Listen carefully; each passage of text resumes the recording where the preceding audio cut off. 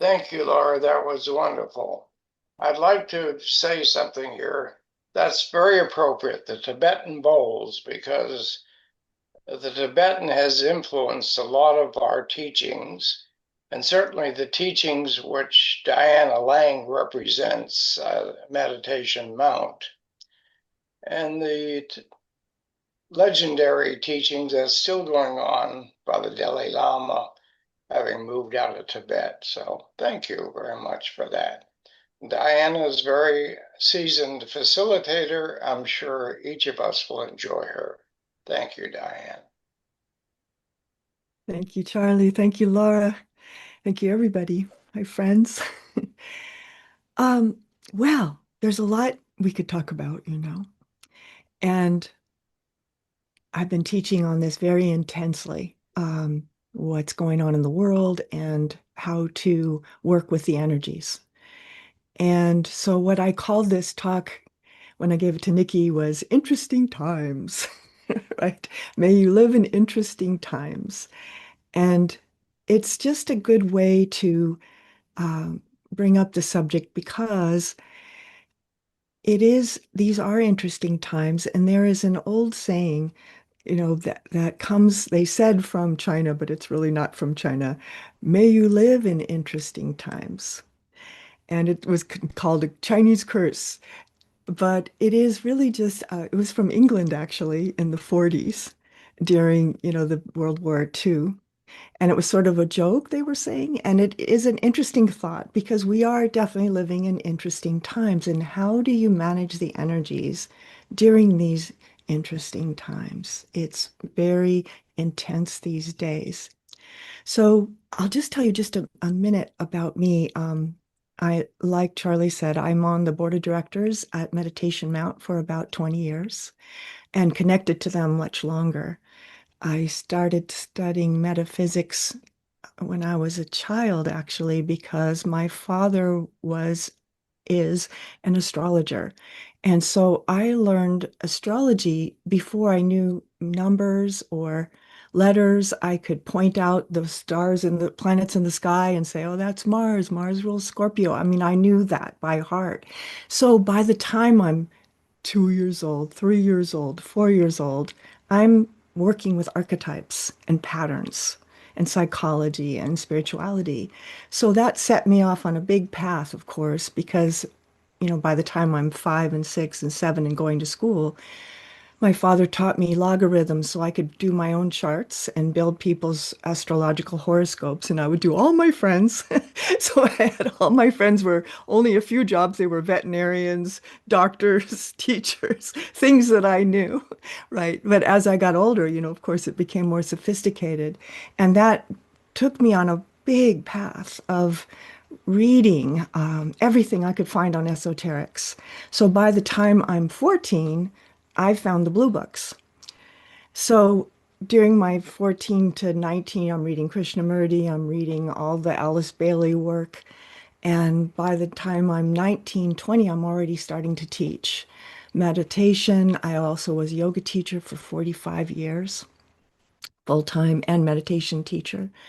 And so I've been on this path very intensely, like from birth. And I really do think that a lot of us are. We come in with our unique circumstances, right? What the soul calls in for this lifetime. Like, why are we here? And we're on purpose. And I think old souls, they say in the old teachings that old souls come in hard, meaning it's usually difficult in some ways, some big challenges, so that you can recapitulate. And recapitulation is sort of like a gathering of knowledge blocks from the past, that you pick up in the now. So I think that definitely happened to me, and it probably happened to a lot of you. And it's part of the path. So these interesting times, I'll just start just astrologically for a moment, that We're just at the Lion's Gate. We just went through Barbo's basket. I don't know if you know all those things, but those are just some astrological terms. But the most interesting thing, when I was young, my friends and I that were also astrologers, we wondered what would happen in 2020 to 2028, particularly starting off with a boom at 2020. And we didn't know what it would be, but we knew it was going to be big, like world changing. And who knew that it would be a virus that brought us to our knees? The whole world just completely changed. And of course, all the ramifications of that. And then, but what we were looking at was, and especially in the United States, particularly, the US was having a Pluto return. Well, Pluto returns happen every 248 years. It's the orbit of Pluto is a 200 almost 50-year orbit. So no, we would never experience a Pluto return in our own chart because it's too long. We'd have to live that long. But America is 250 years old. So in 2020 was the beginning. And so what does that mean? Pluto return is the deconstruction of everything that we know for the reconstruction and rebirth anew. It is a very painful process. It takes a long time. It takes 5 to 10 years. We're in the middle of it. We're at the almost the most acute point of it. And so, when you think of it from an esoteric perspective, we talk about, the soul of us, our souls. But of course, countries have souls too. And the US has a soul. And you can also look at the chart of the United States or the chart of China or the chart of England, the astrological chart now we're talking about, which gives you a sense of the soul of those nations, right? And so now we're in this work of the soul of America and this renewal that's happening in the US. And sort of, I think of it as Civil War karma, certainly. Even the way America was built from going away from England, all these things, and we're sort of working things out that didn't get worked out, that we're still working out. So it's a really, really, really powerful time. And the thing that we're all asking ourselves these days, I find, or in all my classes and all the people I speak with, is how can I even help? What is my place in all this? Am I supposed to, get out on the street or am I supposed to vote or am I supposed to something, right? We don't, and there's a kind of helplessness because things are so with momentum, the way they're going. And and it's kind of meant to be, right? This is a soul realization of the United States and therefore the whole world. So the whole world is going through this experience. And even though we might be feeling overwhelmed or helpless to it in some ways, as esotericists, we know we're not helpless. And during World War II, there was organized 12 noon meditations, especially in England, but all over the world, where people at noon and wherever you were, you held for what was happening in World War II. And I am part of many groups now, and we're doing the same thing, these 12 o'clock holds, where even just for 1 minute, where everybody, wherever you are, you sort of stop everything and you hold for the highest good, right? So it's not an agenda. It's not this should be and not that. It's very neutral, actually, but connected by your alignment to the divine plan, right? So we then become party to that. We become able to do work at that level of energy, which is what everything is. Everything is energy. It finally manifests. But at first, it's just pure energy, right? So we get to work and know how to work with the energy of things, which is powerful.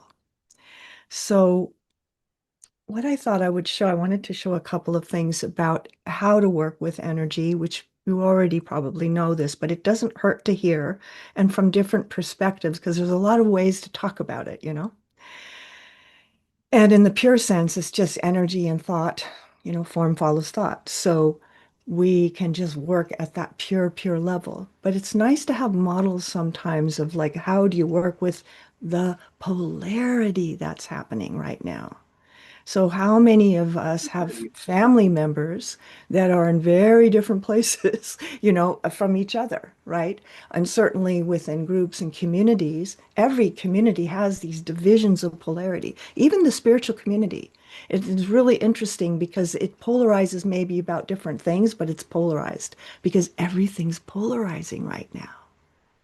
So even from the most, obvious things like the government is polarized, the country is polarized, the world is polarizing, left, right, conservative, liberal, all the different ways, black, white, south, north, whichever way you want to look at it. But even in the spiritual community, there's different divisions that are happening. And so as a participant in a lot of different groups and a lot of different work and with a lot of different people, one of my jobs is to be soul aware and to stay soul aware. And the only way I can stay soul aware is to stay with my alignment.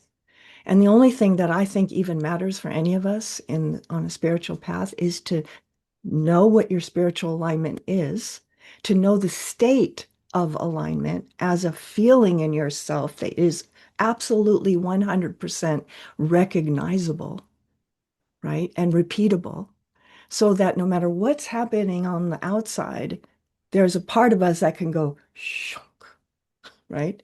And I liken that to I use this metaphor sometimes of like the alignment of the soul with the self, right? The soul with the self are meant to be together, but we can become by the ego separated, right?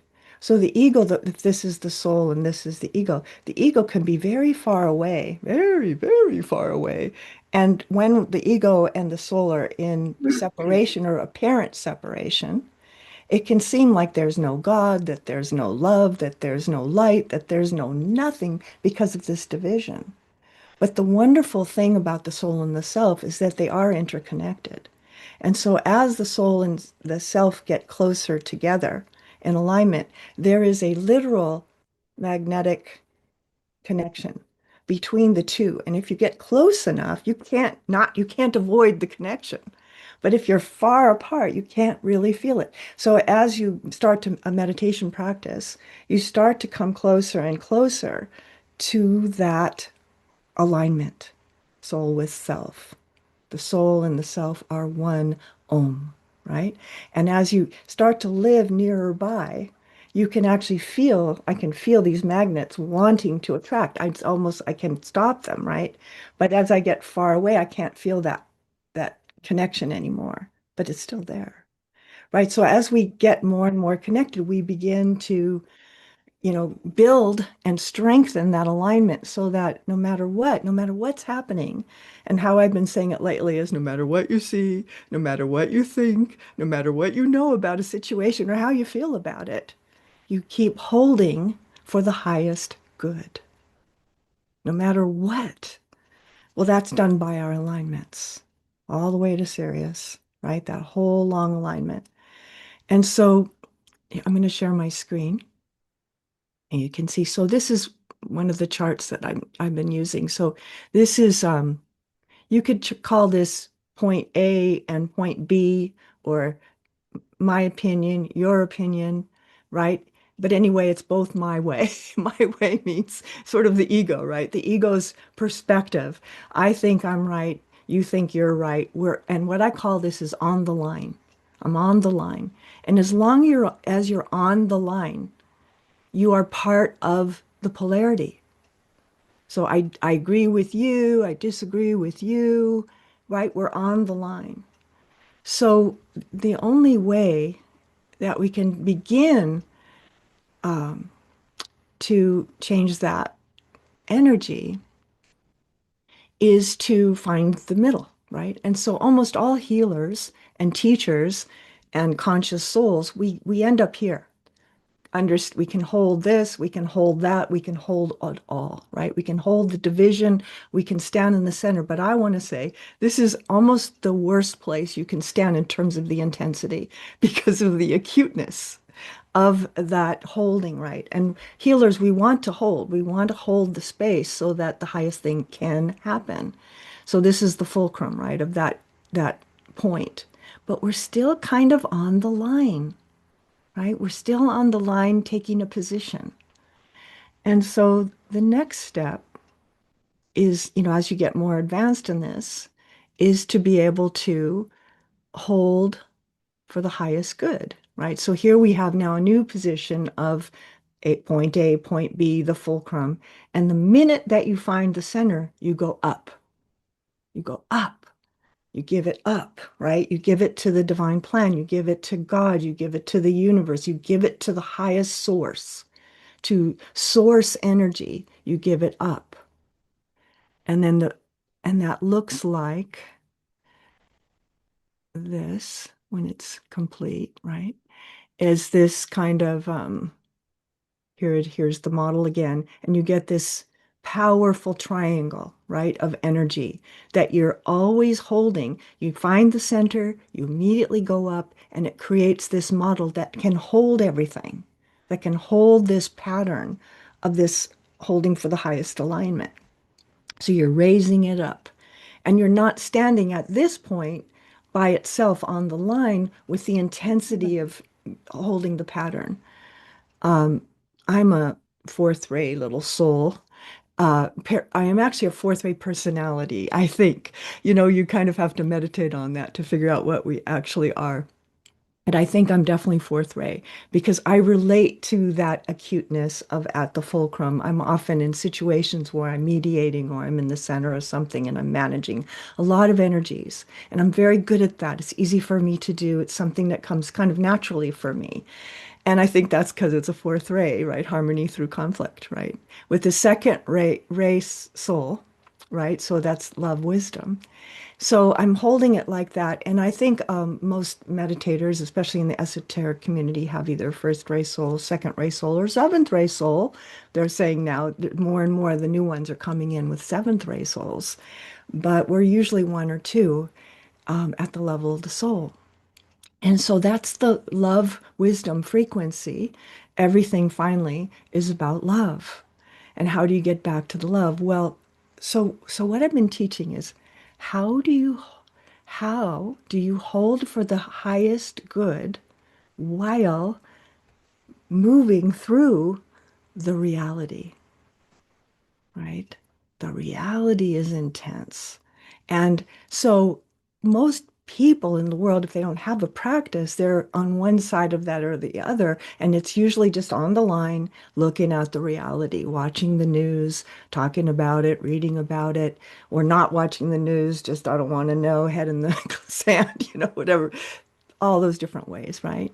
But the conscious soul knows all, stands in the middle of it all, and then goes up, right? And so you hold these points now, which is an alignment of the divine plan. So you're in relationship all the time with the divine plan. So it becomes this conscious act. So when those meditators in England mostly and but around the world too, during 1940 to 1947, around there, everybody was meditating at 12 o'clock. They're creating an alignment, of creating a horizontal alignment with the community, right? Like we're doing right now. There's a horizontal alignment from the heart or from the ajna, but while holding a vertical one, so they're together. It's the yoga, right? It's the both at once, the horizontal plane of the right here and now of our experience and the vertical alignment of of the divine plan. And then we hold, and I show it like this this positioning at the crux of those two lines where the vertical alignment and the horizontal alignment come together on that axis, right? There's that is the fulcrum, or that is the point of acuteness that the conscious soul can hold and has the ability to bear in a way that tension, right? So that and then what we're doing is sending it up or holding it up with the reality. So I call this truth plus love. Truth plus love. So on the horizontal, it's the love plane. And on the vertical, it's the truth plane. And you could call these different things, but I call it truth plus love. And that you stand on that place, no matter if you're upside down or right side up, it doesn't matter what's happening. Everything could be happening, and you still got your positioning like a gyroscope. You move with it, right? So it doesn't matter what's happening, you can still hold your alignment. So the whole thing's about alignment, right? And about energy, the energy of alignment. How do you hold an alignment? And because, the word we use discipline, right, to meditate daily or whatever you're doing, somehow connecting to that alignment some way. And even if you're not doing like, a big practice, even if you just align when you align once a week or once a month, that counts. And of course, if you do it more often, you're building a bigger muscle. And that snap to, like the magnets, is faster. You can more quickly come to that alignment because it's a known place in your body, in your consciousness, and in your mind, and in all the chakras and in the fields of the self.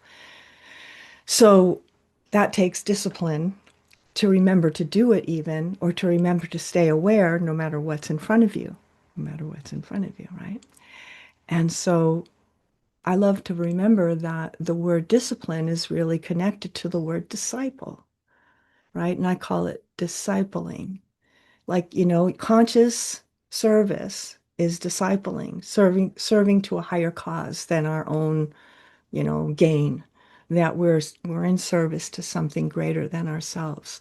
And so that discipline gets more and more important. And remembering that what we focus on gets bigger. It's just a rule because everything's energy. So there's a funny game I'll teach you right now that I love to show. In your space where you are, it just takes a minute. Look around your space and notice everything that's red. You just notice, you know. Then now, stop, that's all. Close your eyes and tell me what was blue. Okay, so that's the game. Okay, so that's all it is. But I call that looking for red. If I'm looking for red, which is on the line, my position that I think I'm right and they're wrong, right? Then I'm going to keep finding evidence all the time for what I already think. So I'll keep finding red if I'm looking for red. But there's every color, right? And so that little game is interesting to remember because when are we looking for red and finding it is in a fixed opinion. And then it goes back to the line again. I've got it. I'm right and you're wrong. So then you find the middle. That's the fulcrum. That's the intense point of healing. Send it up, right? And you start to hold for the highest good while living and breathing in the reality that we are not in any kind of denial. It's like full consciousness all the time. You're looking right at it, but it's at the level of sort of a neutrality that's not taking a side. And so that's a practice. That's a practice to realize where might we be, you know, seeing the red and finding the red and being right about the red and showing evidence of the red. And of course, we'll always be right because everybody's right, right? Everybody's right from the place that they're standing, right? As far as they know, right? So our work is to get like off that line and to lift it up. And I always see it like this line in sort of a rainbow, this sort of rainbow of light that's like a rainbow arc that arcs over this plane. So when I'm doing a meditation, I'm seeing that. So it's somehow blending, it's somehow creating a space so that pathway. There's a pathway to love.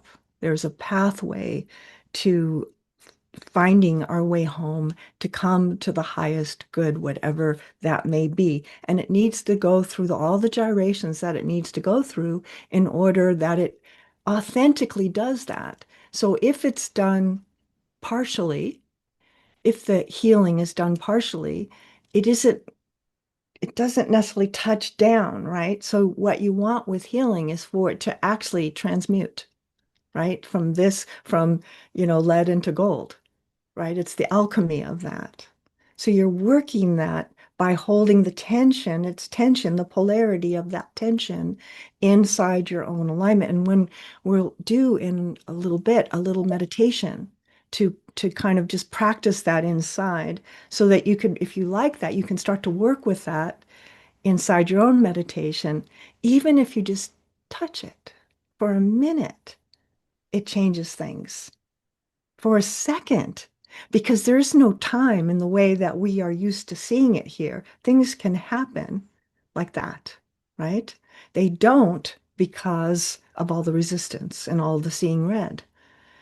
So I'll tell you another principle, or it's a thing I teach, which is uh,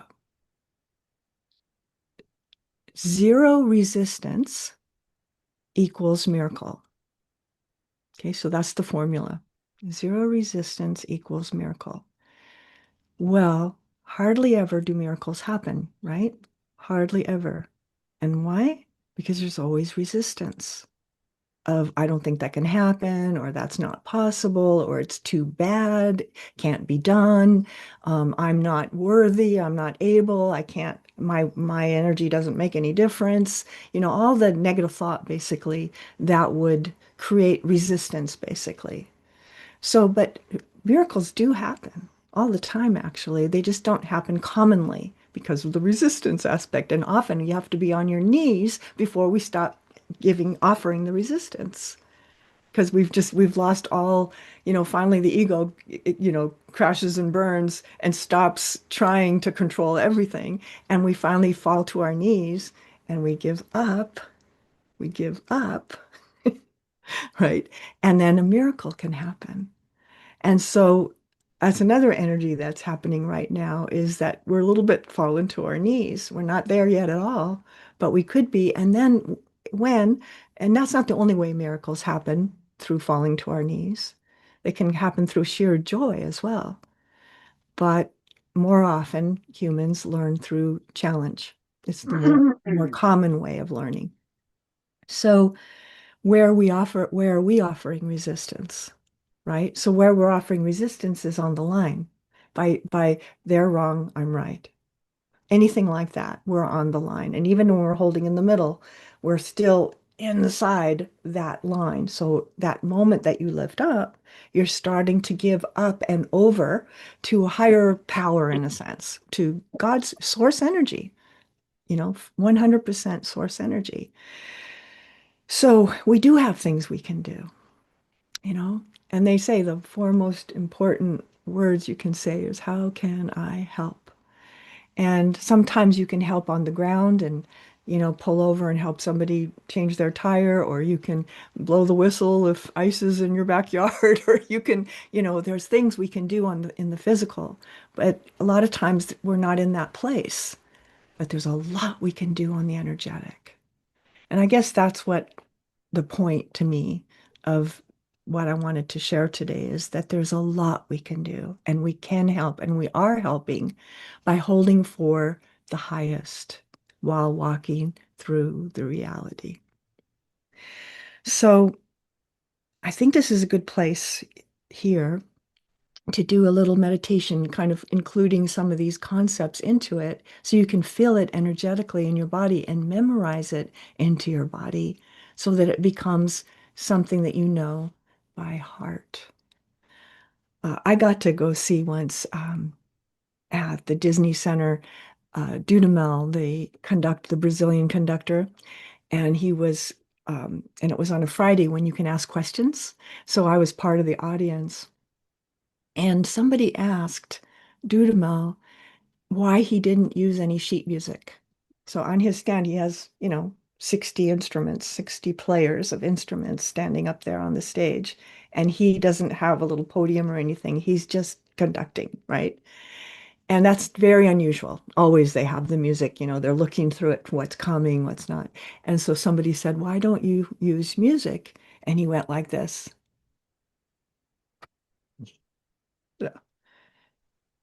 know it by heart, right?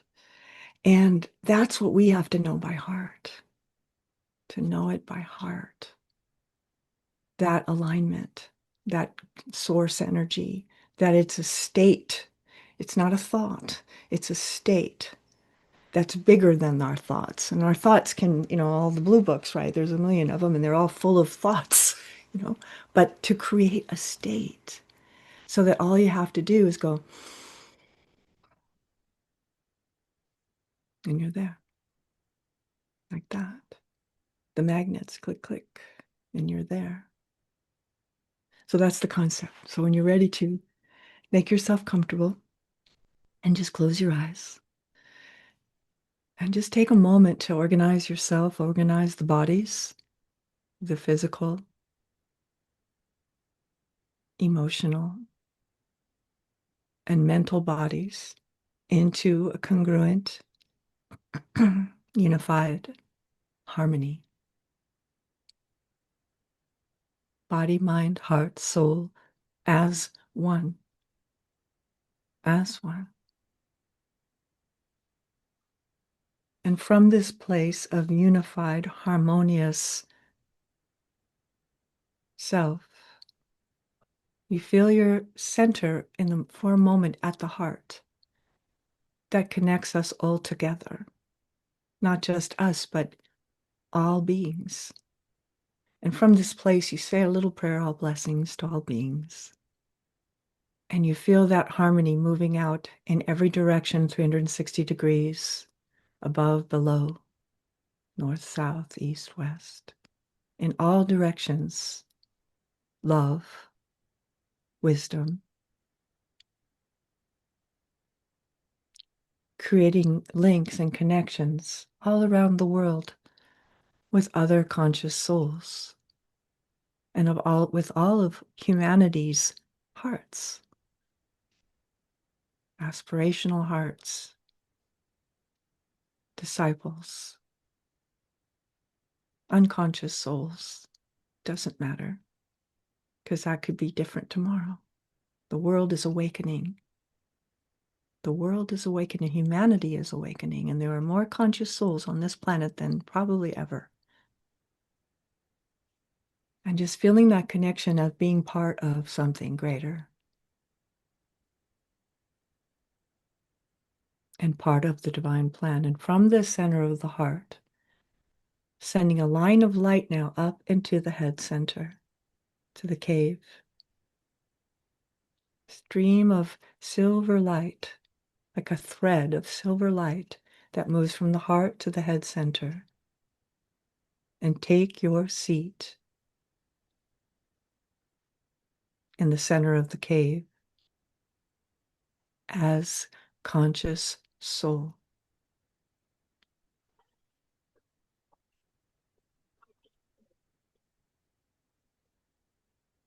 And say this phrase within yourself. I and the soul are one. Om. And feel the radiation of light now.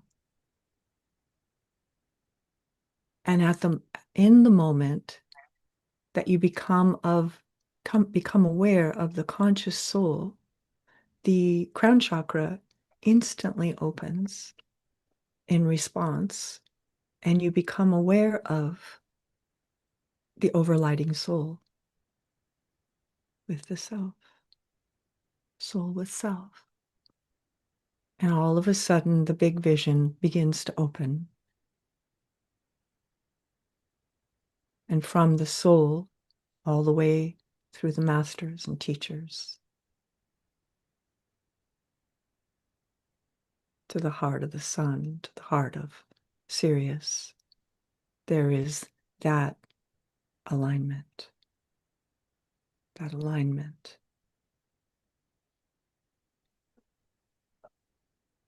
And from that pilot seat of the cave, you can hold all of this as you gently become aware of all that is happening on our planet right now, all the conditions, all the changes, all the energies. And you can feel sort of the condition of the world, the line. And as impossible as it may seem, or how unwieldy it is and how reactive it is, you find your center point and you send it up like a flare, a light flare of pure white light, all the way to the Christ, the heart of the Christ. And your awareness now becomes a blessing through the Christ. By your point of awareness and that conscious connection to the heart of the Christ, now this fear, this worry, this concern is moved through that unconditional love of the light of the Christ that outward radiates to all of those conditions that were on the line that we are aware of. And yet all of us are aware of different things. It could be things in our own family, things that are happening in our neighborhood, things that are happening nearby, things that are happening far away. And so holding this particular geometry of being in the world but not of it, you hold for the highest good. Om.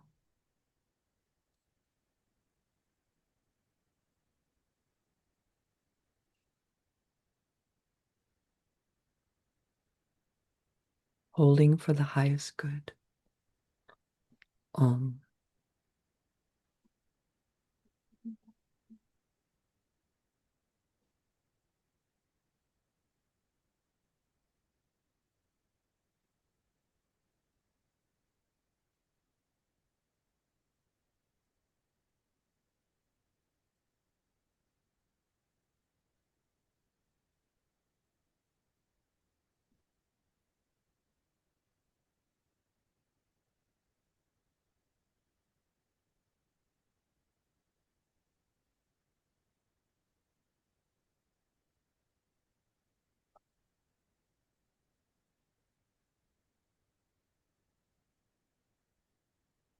And you feel this radiation now of light, blue, white light,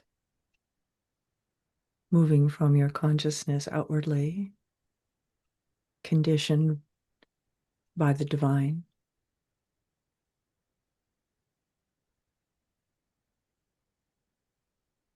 and to all the conditions, situations, places, people that are in your world of awareness.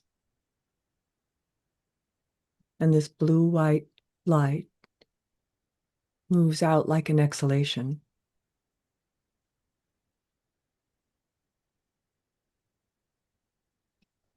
throughout our world and does its work,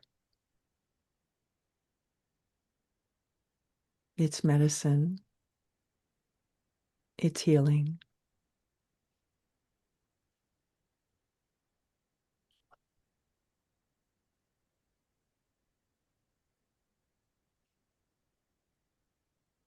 And then just say this phrase in your mind.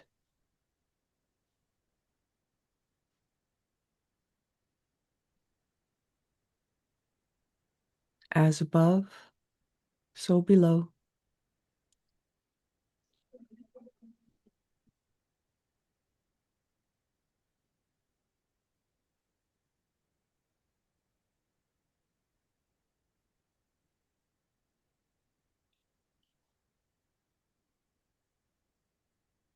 And feel all this energy that we have just worked with integrate into your body being, into your consciousness, into your awareness that you know by heart.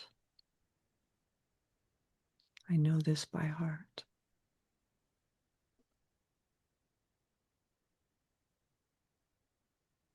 As above, so below.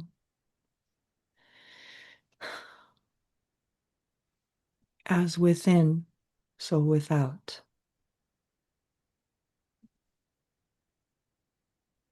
Om.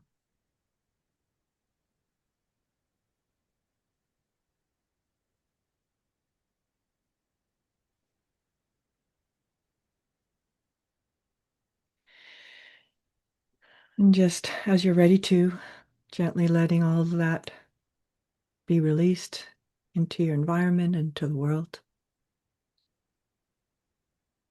and into your own consciousness, and letting your breath get deeper.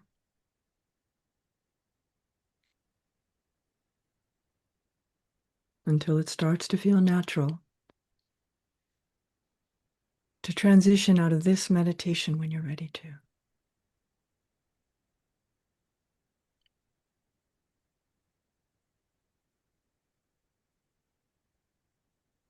And so you can feel the power of that work that you can play with, you can touch throughout the day, all the time, on a breath. You know, all the time you can touch that spot and offer that pure blue-white light as it has been conditioned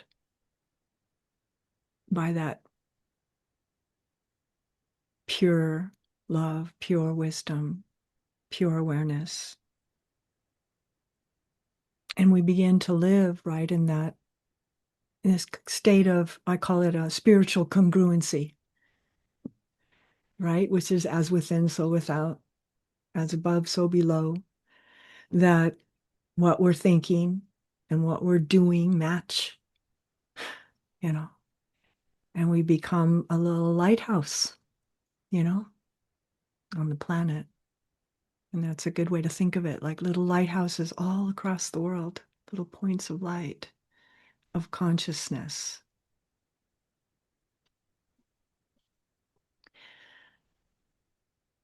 So I think I'll just use the Great Invocation as a closing for this. And I've got it written here so you can see it. Hold on. I made this morning.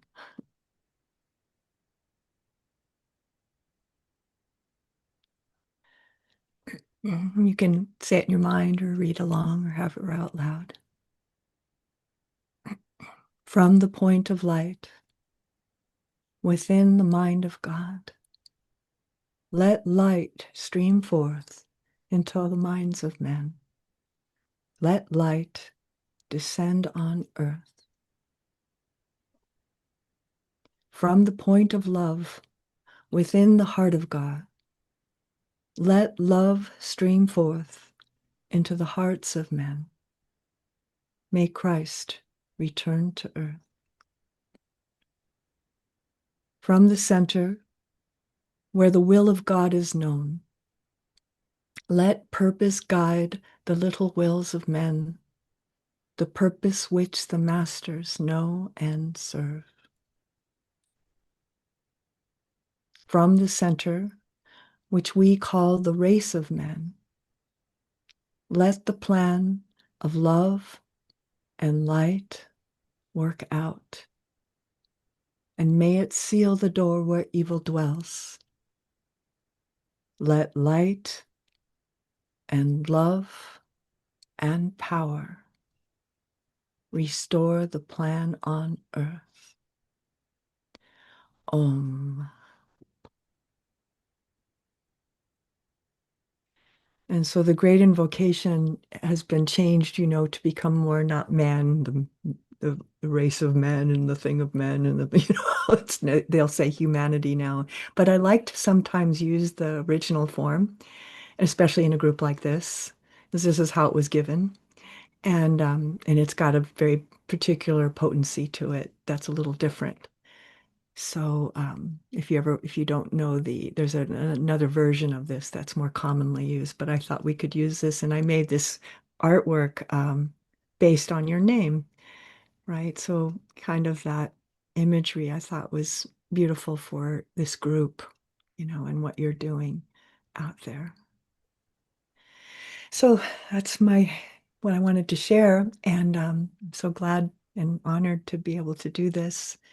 If you have any questions, you can ask, or any thoughts that you just want to share yourself. I'd love to hear, and thank you. Well done, Diane. Thank you Thank you, very Charlie. much. Yeah, you're welcome. I have a question, and well, first, thank you. That was beautiful. I really enjoyed that. Thanks, Do Caitlin. do you do you personally, or do you have reason to do you believe in evil? Oh, I don't call it evil. I call it confusion and separation from God. And so it looks in what we call evil. But yes, it exists.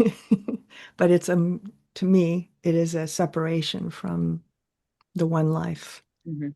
and it's correctable. Yeah. Yeah, I, that's I, my I feeling. call it ignorance. Yeah, right. Yeah, Yeah, or ignoring the spirit. ignorance. Yeah, yeah, right. Yeah, nice. Do you, Caitlin, what's your sense of it? I share your belief. I don't believe in how evil is personified as the devil or Right. some nefarious force that overtakes people. I think it's a separation of spirit. I also, with a background in mental health as a BHT, I truly believe that some people's brains, the wiring is awry, and so there's a factor in that too. But I don't believe in evil as a devilish force. Yeah. And we're continuing and ever expanding consciousness. So even if in this lifetime someone has mental illness, let's say, well, first of all, that is healable, as you know, Mhm. if there's desire for that, and a lot of other components. But also it's a continuum, and it's a point on the path that needs to probably happen for that person, for the evolution of that consciousness. Mhm. Yeah. As an astrologer, are you seeing um in time frame, are you seeing I don't know where in the continuum we are, but I feel that present day time, much like with addiction, a person or a nation, culturally, we need to bottom out. But this could be the beginning of the bottom. I don't know. It could be the middle of the bottom, but I know that much like addicts, a person can live at the bottom for quite a long time before they really have had enough. So, as an astrologer, do you have any insight as to where we are in that Yeah. framework? Yeah, well, and there's a lot of common knowledge about this within that community, but we're sort of at the nadir right now. It's happening. It's next year too. And then it's going to sort of, more fall apart. And then a beginning of a rebuilding, which is going to take some time. Hmm. Maybe, a decade or two before it's, you know, uh, fully healed, but we'll already be on the beginning of that path. But we're sort of at the worst point right now, and a little bit longer still. So there's more to come. Hmm. Yeah, as you can guess. Yeah.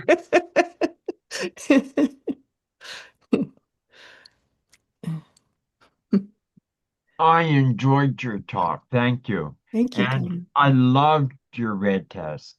I have I have a red fetish and everything in this office is red. And I'm looking around and I think, okay, 50, 60, I'm probably close. And then you said, now find the blue. I have one blue item in this room. And as a result of that, I kind of thought through it and I thought, I hope that in the future, when I'm looking for the red, my spirit sees the blue, Right. Right. and I really hope that that happens because you see what you look for. Hmm. And, may I see the blue and before the red. Exactly. And it's all vibration, right? The Yeah. color is vibration. And so when and it is all coexisting, everything is happening, even in your red room, which is so funny because it's literal. But even in your red room, there's spots of white and yellow. And if you look around, you'll find, something, note, post-it note or something that's yellow. You'll find things in there that, and it becomes like, what a wonderful thing that you can, as you look around your own space, remember that teaching. Yeah. Yeah. I'll remember that. You touched on a couple of things that really touched me. You had mentioned early in the talk about the divine having a purpose and whatever, and that it's up to us to do it. And Mhm. that takes me back to the Lord's Prayer, Yeah, where in the Lord's Prayer it's thy will be done on earth as in heaven, and that commands us to yeah, do the work, and that we exactly. are the feet and mouth of God on earth. Yeah, yeah, yeah. And we're the ones, that do the action and the speak the word, the deed, the thought too, the thought, the word, the deed that creates the expression of that love and light on the planet. And it's up to us. Otherwise, it will not happen because we are the expression of that. So but people get, how many terrible things have been done in the name of gods. I'm saying gods because depending, you know, and how many good things have been done in the name of God too. But a lot of the atrocities in the world have been done in the name of God also. So that's why the alignment is so important. The divine plan, not our plan, not my plan, not my will, thy will be done. I use that mantra when I went to Catholic school, for better or for worse, but I did. And for a lot, I still and I learned so much too. But that mantra, I'm calling it, "Thy will be done," I came back to again when I was in my 20s, and I used that mantra for 20 years. Just that one. And I had many others that I could have, and I was offering all kinds of mantras to other people as a teacher. But my personal mantra for like 18, 19 years was "Thy will be done." And I used it until I felt like I got it. Do you know what I mean? Like you can get it, of course, mentally understand the concept, but I wanted to embody it. And I think that that's the point, right? Is to be the embodiment of things, not the thinking of things, because the thinking of things can be very divisive, you know? And I I feel that love is the way, and love is how. And it becomes mental. It's almost like sword fighting, my semantical take on things versus somebody else's. And I love all of that. And I love to think about things and I study, but I also know the power of love, which is far greater. Yeah. Yeah. I'd like to pop in here a moment too, because in one respect, the Lord's Prayer is misleading because the Aramaic translation, where it Yeah. says, lead us not into temptation. A loving God's not going to lead us into temptation, but the Aramaic version came out of what Jesus spoke. And the correct translation is, let us not enter into temptation. Yeah. So no matter, yeah, I so love that. Yeah. same prayer can be inspirational and it can be misleading. Well, certainly there's a lot of distortion in Yeah, the way that, yeah, the Bible has even been presented and what books are in it, and all of that and how it's translated. And there's that wonderful book that just came out a couple of years ago about the Aramaic translations. I can't think of the name of it right now, but if you want to know, I'll share it with you. It just mind-bogglingly different and especially the Lord's Prayer. yeah. Yeah. George Lambs was the one that reinterpreted the Bible, and corrected a lot of those Yeah. idioms. Yeah. Yeah. Wonderful. Yeah. Well, Diana, you're so good at what you do, and your simple demonstrations of, and then the scotoma about colors, and excellent. You Thank you. simplify us in a way to try to get us to understand what alignment means. Yeah. Yeah, thank you. Yeah, I teach to people that don't meditate, and I teach to, teachers that teach meditation. And those are my favorite groups, the people that don't know anything and the people that know everything. And I find that the information is similar, because even when we know all of it, there's still the ABCDs is how we like reinforce that so that it becomes something like that by heart versus by mind. And it's something you do reflexively rather than I have to remember to thy will be done. I am thy will be done, right? And it becomes a very different energy than when we just think it. And I think that's one of my personal offerings that I teach about state, the state of love, the state of spirit, the state of God versus the ideas, which of course it's full of, and you could write a million books about it, but the state is bigger than the books and the knowledge that we have. There's so much more that we don't know. It truly is a mystery. The mystery teachings. I have found personally and also through observation, Marianne Williamson is someone that am very fond of and Me have too. been since the 90s. And she's really brave at um, talking about love, and that's what we need. And to watch her just get beat down, and the vitriol and the hatred that she gets, and even for myself, when I come from, I try to operate from that place of centered, loving compassion.